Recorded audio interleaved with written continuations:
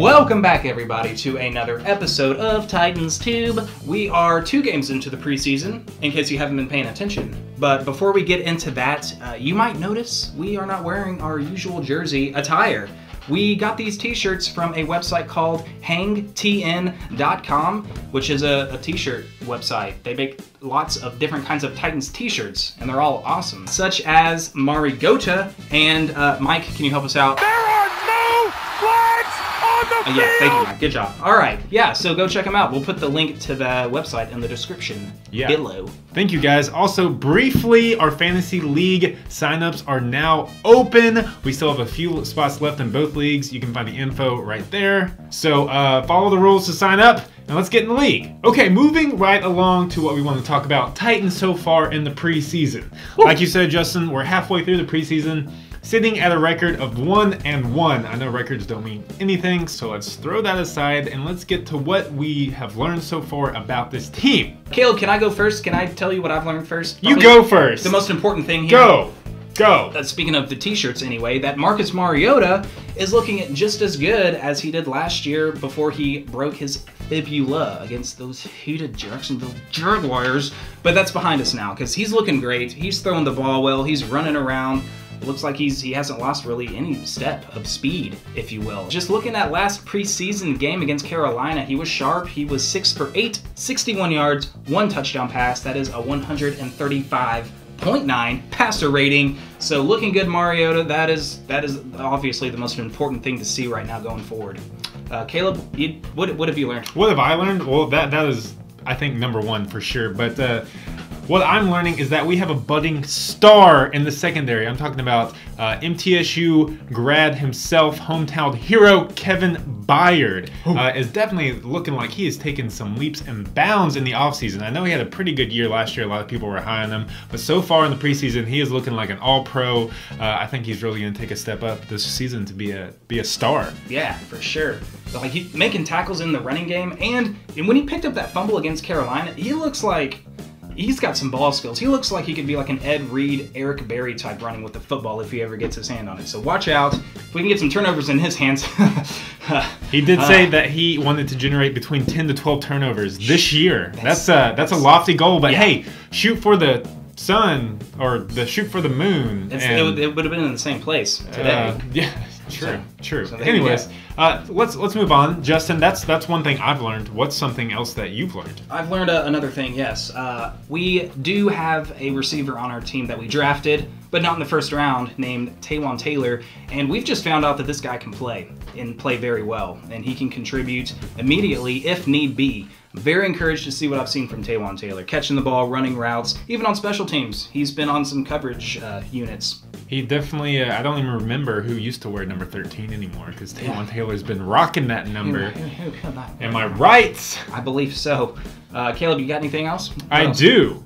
Our fifth round pick this year, Mr. Jayon Brown out of UCLA, has had a very good preseason so far, making some plays in coverage, which is exactly what we needed out of our linebacking core. That's what we were lacking in last year. Jayon Brown, last preseason game, had that tip pass for the interception. He's looking good. He's looking mobile. Also want to give a shout out to Aaron Wallace, who's been looking good. Made that huge play against Carolina, the strip sack at the end to lead to the game-winning touchdown. So props to our young linebackers. Yeah, thank you for saving us from an preseason overtime. Ron Rivera, you gonna go for a field goal with 2 minutes left? Riverboat Ron, more like Dingy Ron. Oh, up top. Yeah, Boom. I'll give you some of that.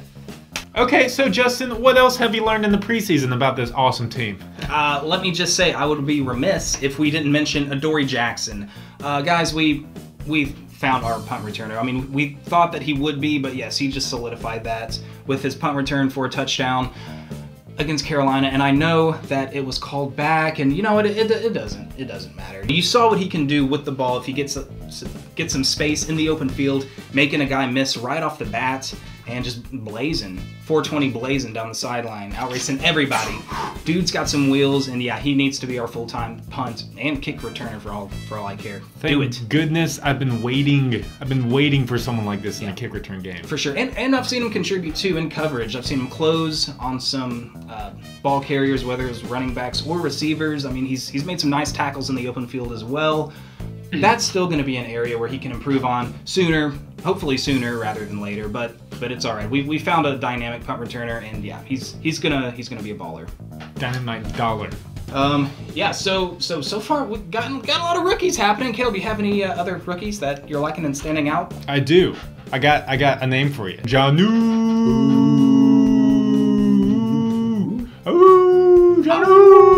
Jonnu Smith, our backup tight end, is looking fantastic. I think he had 5 catches in the game against Carolina this past week, and he's looking really good. He honestly, he looks like the second coming of Delaney Walker, which Delaney Walker is on the team. So I think the future is bright. Can't wait to see how Delaney is going to groom him and train him to be the next Delaney Walker. I mean, he's playing really good. Yeah, really good. I like him too. He could be that long-term replacement, the long-term solution. But we'll see. It's only 2 preseason games. Can't get too hyped here. Okay. Can't get too hyped. So tell me something else. I'll tell you something else.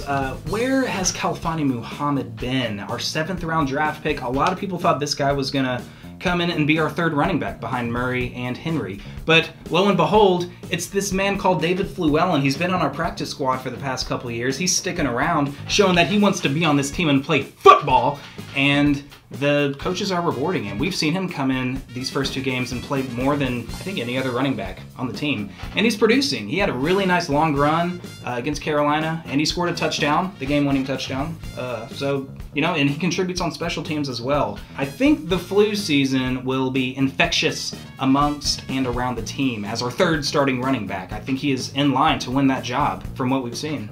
Yeah, definitely.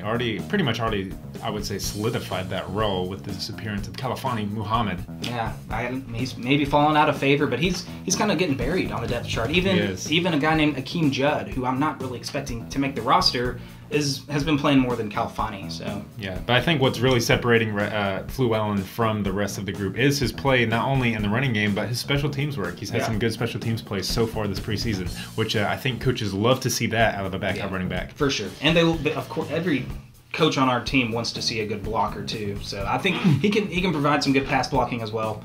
I'm not sure if he's given up sacks or how well. He probably sucked against the Jets because all of our pass blocking sucked against the Jets. Some of this. Smashed! Caleb, what else you got? Shoot me with another observation. I got something I've learned, in that Alex Tanney is not going to be our backup quarterback. I know a good amount of people weren't really thinking Matt Castle was the answer as backup, maybe giving Trick Shot Tanney a shot to kind of win that backup role, but after the first few games, it's not going to happen. Castle, I think, is solid as our number 2 quarterback in case something goes down that happens to Mariota.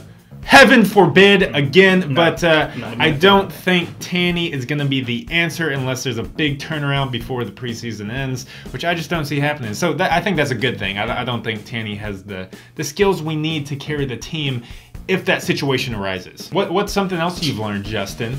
Let's see here. Well, staying with the quarterbacks, I think Matt Castle's actually trying to push to be one of our power running backs in short yardage situations. I don't know if you guys saw, but he kind of bulldozed one of the Carolina linebackers last game. So I think he's going to push Derrick Henry probably for being that backup running back. Truck stick, man. Anything else? Yeah, I want to add on with our special teams play, not just Adoree Jackson on the return game, but our coverage has been excellent so far, both punt and kick return coverage. We're seeing a lot of people make plays. We mentioned David Fluellen earlier. We also have Brendan Trawick, our special teams ace we picked up from the Raiders, has made some nice plays. Denora Cersei had a nice tackle last game. Our coverage is doing very well. I mean, teams aren't even making it out to the 20-yard line. I love to see that. We can't give up points on special teams like we did last year. It cost us a few critical, moments in games last year. So I like to see that from the special teams. It was definitely a weak point last season.